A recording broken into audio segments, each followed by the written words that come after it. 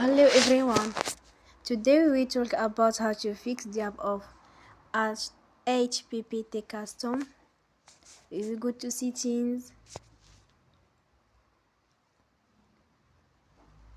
Then we click on apps.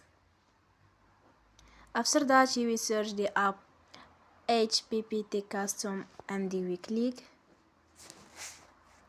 Then we will on for stop. After that we will go to storage. Then we click on clear cache. In the end, you will turn off your Wi-Fi and you will turn again. Don't forget to support us by like and subscribe.